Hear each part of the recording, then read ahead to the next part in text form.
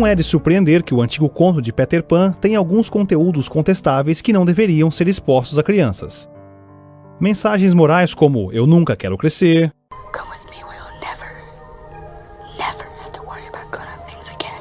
"eu faço o que eu quiser", I won't grow up. I won't grow up. I don't want to go to school. I don't want to go to school. Just to learn to be a parrot. Just to learn to be a parrot. And recite a silly rule. And recite a silly rule. não há problemas em matar, Have you come to get me, Peter? pedofilia. Lembre-se que Peter Pan recebeu o nome do deus grego do desvio sexual, estupro e tortura. Falemos disso depois. Mas, o que talvez você não saiba é quão tenebrosa verdadeiramente é a origem da história. Talvez você queira repensar em expor essas influências rebeldes a jovens mentes. A história foi originalmente escrita por James Matthew Barrie em 1860.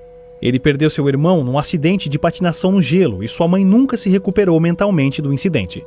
Ela até vestia James como seu irmão para fingir que o menino ainda estava vivo. Ao crescer, Barrie se torna um escritor e em 1891 se casa com a atriz Mary Ansell, um casamento que, nas palavras de seus colegas, nunca foi consumado. Mary tem um caso com outro escritor e o casamento é destruído pelo divórcio. Barrie, abalado pela aprovação, está caminhando com seu cachorro num parque e conhece os Davis. O filme de 1994, Em Busca da Terra do Nunca, com Johnny Depp, é baseado na experiência de J. M. Barrie ao conhecer os Davis, numa versão mais glamourosa de Hollywood. J.M. Barrie, pleased to meet you. J.M. Barrie, the author. Entretanto, Barrie rapidamente atrai os meninos George, Jack e o bebê Peter e passa a ser um visitante regular na casa deles e conquista o título de tio Jim. Barrie usa a família Davis como temas para seus escritos e é principalmente inspirado pelo bebê Peter, então coloca o nome do personagem de Peter Pan.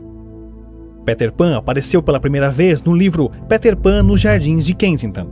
O romance levemente velado de Barrie sobre George Davis, que hoje, com nossa sensibilidade aos predadores sexuais, tem um tom bastante assustador. No livro, um menino chamado David vira amigo do narrador que finge ter um filho que morreu.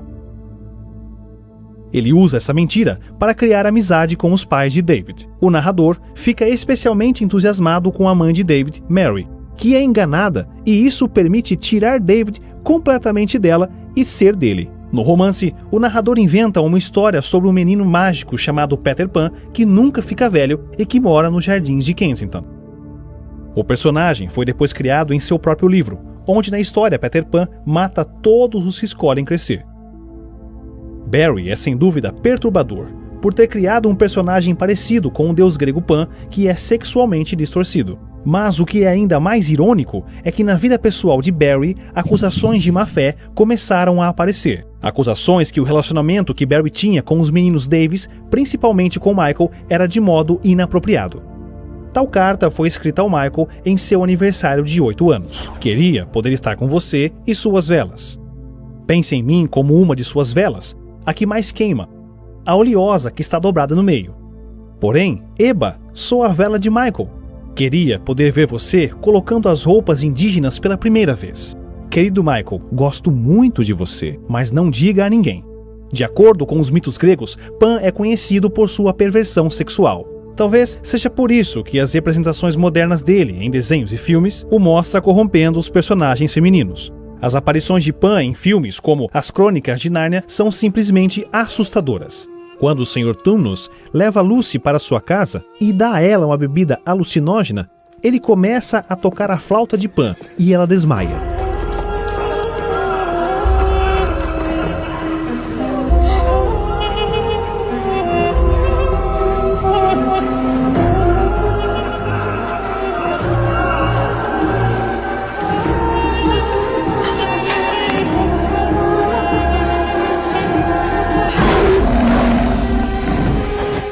Quando ela acorda, o Sr. Tumnus está chorando. Por quê? Ele fez algo lamentável que o fez chorar? A aparição de Pan no filme é abertamente satânico. O labirinto de Fauno mais uma vez mostra Pan aproveitando-se de uma menina. A versão encoberta do personagem da Disney moderou a perversão sexual, mas ainda reteve os atributos satânicos. Seduz a menina a deixar a autoridade de seus pais e ir a um lugar sem regras, like nothing you've ever seen. A world where you'll never have to grow up or grow old. Come with me. All you have to do is leave home behind. But you can never come back. Never. Never is an awfully long time. Há apenas uma coisa a fazer: deixar para trás o lar e nunca mais voltar. É a mesma mentira que Lúcifer contou aos anjos no céu. Gostariam de ir a um lugar onde não precisamos seguir as regras? Tudo o que vocês têm que fazer é deixar o lar para trás e nunca mais voltar. Os amigos de Pan, chamados de Garotos Perdidos, não por acaso, moram numa ilha chamada Terra do Nunca, onde o egoísmo, faça o que quiser, é a regra do dia. Parece um pouco com uma história onde um monte de piratas, ou anjos perdidos, moram numa ilha no espaço, talvez chamada Planeta Terra? Michael Jackson era tão obcecado com a história de Peter Pan que acabou construindo seu próprio parque temático em seu quintal, chamado Terra do Nunca. Como Barry, Jackson parecia ter uma fascinação pelo perverso deus do sexo Pan, como representado na obra de arte pendurada em seu estúdio. O quadro tem Jackson cercado de garotas e garotos pelados, enquanto segura as flautas de Pan. Seu rancho é cheio de estátuas de meninos e meninas. E a bandeira e o logo para o rancho Terra do Nunca é de um menino. Coincidência? Cabe a você julgar. Não precisa dizer que a Disney está simplesmente reempacotando esse conto tenebroso. De fato, muitos dos clássicos da Disney são baseados em livros extremamente tenebrosos. O Entertainment Tonight escreveu um artigo traçando as origens de algumas dessas amadas histórias. Não sejam atraídos pela obscuridade de Pan. Now kneel. I will never bow to you. Ao invés disso, abra sua Bíblia e observe a história mais magnífica já contada, de salvação do egoísmo e destruição eterna. Uma história que tem o final mais feliz de todas, de uma volta para casa ao presente de uma vida eterna. Agora, isso sim vale a pena acreditar. Como sempre, lembre-se de orar pelas pessoas que fazem esses filmes.